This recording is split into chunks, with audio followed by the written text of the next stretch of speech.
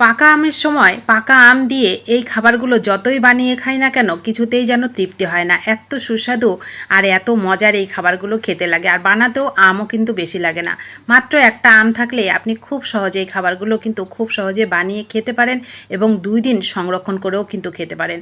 তো তার জন্য লাগবে হচ্ছে একটা আম। দেখুন আমি একটা আম নিয়েছি, আমটা কিন্তু খুব সুন্দর মিষ্টি আম নেবেন, তাহলে খেতে ভালো লাগবে। তো আমটাকে আমি কেটে নিলাম, কেটে নিয়ে একটু মিক্সি জারের মধ্যে দিয়ে পেস্ট করে নিলাম। আমের পেস্টটা হয়ে গেল, একটা বাটিতে নিয়ে নিলাম, এর মধ্যে নিলাম 1 বাটি সুজি। 1 বাটি সুজির সঙ্গে 1 প্যাকেট গুঁড়ো দুধ নিলাম, গুঁড়ো দুধে 10 টাকার যে প্যাকেট হয় ওটাই দিলাম, খুব সুন্দর লাগবে খেতে। তো স্বাদ মতন একটু লবণ দিলাম। এইবার আমের মিষ্টির উপরে আপনি মিষ্টিটা দেবেন, যেমন মিষ্টি খাবেন সেরকমই দেবেন। আমি 2 থেকে 3 চামচ চিনি দিলাম।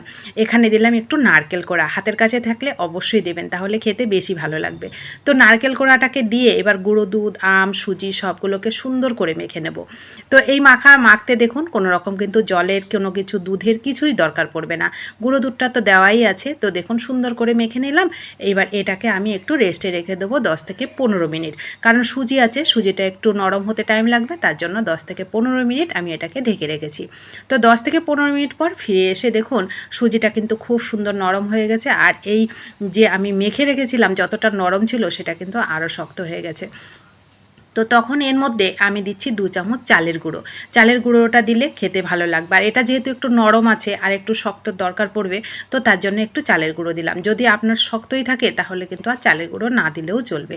তো চালের গুঁড়োটা দিয়ে সুন্দর করে মেখে নিলাম। এবার একটুখানি দেখুন আমি 1/2 চামচের থেকেও কম একটু বেকিং পাউডার দিলাম। এই বেকিং পাউডারটা দিলে খুব সুন্দর নরম হবে, সফট হবে, খেতেও ভালো লাগবে। তো বেকিং পাউডারটা দিয়ে আরও 2 থেকে 3 মিনিট ভালো করে এটাকে মেখে নেব। এই মাখাটা খুব সুন্দর করে মাখাবেন যখন বেকিং পাউডারটা দেবেন। তো ভালো করে আমি মেখে নিয়েছি, মাখাটা রেডি। মাখাটা দেখুন কীরকম করে মেখেছি আপনারা একটু খেয়াল করলেই বুঝতে পারবেন। মাখাটা কিন্তু খুব শক্তও না, নরমও না, মানে কাদা কাদার মতন, যেরকম হাতে লেগে যায় আঠার মতন, ওরকম করে মেখেছি দেখুন। এইবার একটুখানি আমি হাতটাকে পরিষ্কার করে নিয়েছি, নিয়ে হাতের মধ্যে একটু ঘি নিয়ে নিয়েছি। ঘিটা দিলে খুব সুন্দর একটা ফ্লেভার হয়, খেতে ভালো লাগে। তো এইবার দেখুন আমি সুন্দর করে 2 হাতে ঘি নিয়ে ছোট্ট ছোট্ট করে একদম গোল গোল বলের মতন করে এইগুলোকে তৈরি করে নিচ্ছি। আপনারা যে কোনো শেপে এটা কিন্তু তৈরি করতে পারেন, শেপটা সম্পূর্ণ আপনার পছন্দের। তো দেখুন একদম নরম নরম কিন্তু করবেন, তবে খাবারটা খেতে নরম হবে আর ভালো লাগবে। তো আমি এইগুলোকে গোল গোল করে একবারে যেই থালাতে আমি স্টিম করব সেই থালাতেই নিয়ে নিয়েছি। থালার নিচে একটু ঘি মেখে নিয়েছি, তাহলে খুব সহজে উঠে যাবে। তো ঘিটা মেখে দেখুন সবগুলো একবারেই আমি এর মধ্যে দিয়ে দিয়েছি, আর নিচে একটা পাত্রে জল বসিয়ে দিয়েছি, গ্যাসটাকেও অন করে দিয়েছি। এইবার দেখুন আমি উপর থেকে একটু সুন্দর দেখানোর জন্য একটু টুটি ফুটি দিয়ে দিলাম। টুটি ফুটি কিংবা চেরি, আপনার যেটা পছন্দের, যেটা হাতের কাছে থাকবে সেটা দিয়ে দেবেন, তাহলে দেখতে ভালো লাগে।